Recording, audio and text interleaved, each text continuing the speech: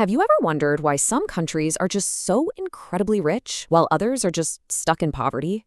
It's one of the biggest, most important questions out there. Well, according to the incredible book, Why Nations Fail, the answer has nothing to do with geography or culture or even bad luck. It's about something else entirely. And today, we're going to break it all down. Okay, to really get this, let's start with a bit of a puzzle. What you're looking at here is the city of Nogales. The image on the left is Nogales, Arizona, in the US. The one on the right? That's Nogales, Sonora, in Mexico. And you know what separates them? A fence. That's it. The people on both sides of that fence.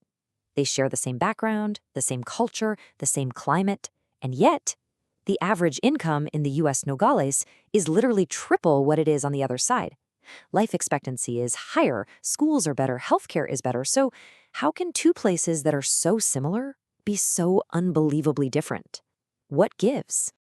Now, before we get to the real answer, we've got to talk about the theories that don't work.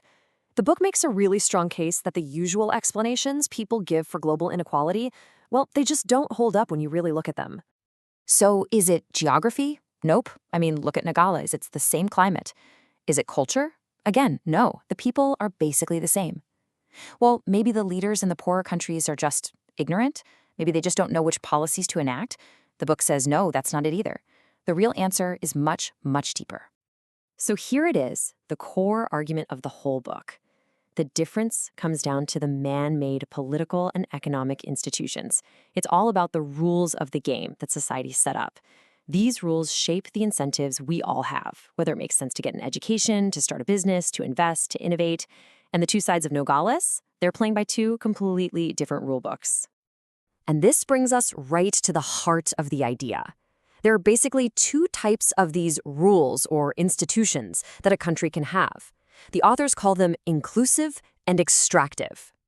First up, we've got inclusive institutions. These are the rules that create a level playing field for everyone. Think about things like knowing your property won't be stolen, having laws that apply to everybody equally, and having public services that let anyone, not just the well-connected, start a business or get an education. They're designed to include as many people as possible in the economy. And then you have the complete opposite, extractive institutions. These rules are designed by a small, powerful elite for one reason and one reason only, to extract wealth from everybody else for their own benefit. Under these systems, there's no real rule of law for the powerful, your property is never really secure, and all sorts of barriers are put up to crush competition. The whole game isn't about creating new wealth, it's just about taking it from others. This chart just lays it all out so perfectly. Under inclusive rules, you know your property is safe, the law treats you fairly, and you can compete in open markets. The incentive? To go out there and innovate, to build something new. But under extractive rules, all of that is gone. The law is whatever the powerful say it is, and your only real incentive is to grab what you can and protect your own power. Okay, so this brings up a really logical question, right? I mean, if inclusive institutions create prosperity for everyone, why on earth would any country choose the extractive path?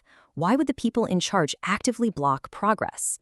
And the answer is a fascinating concept called creative destruction.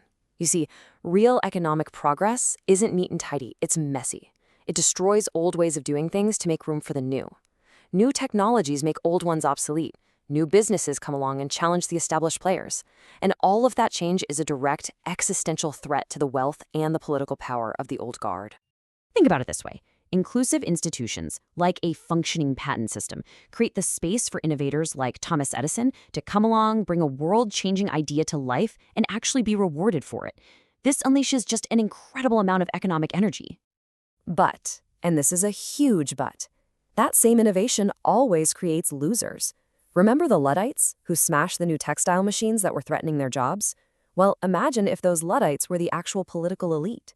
They wouldn't just be smashing machines, they'd be using all of their political power to outlaw the new technology altogether, just to protect their own position, even if it meant keeping the entire country poor in the process. So why do these systems last for so long, sometimes for centuries?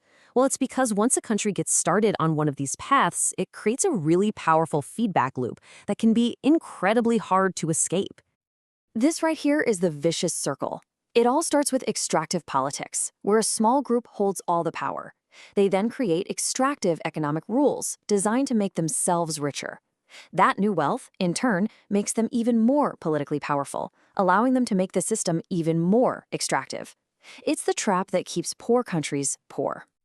But, on the flip side, you've got the virtuous circle. This starts with inclusive politics, where power is spread out. That supports inclusive markets, which creates prosperity for a wide range of people. And what happens then? Well, all those newly empowered citizens now have a real stake in the system, and they'll fight to defend and even expand those inclusive institutions if anyone tries to take them away.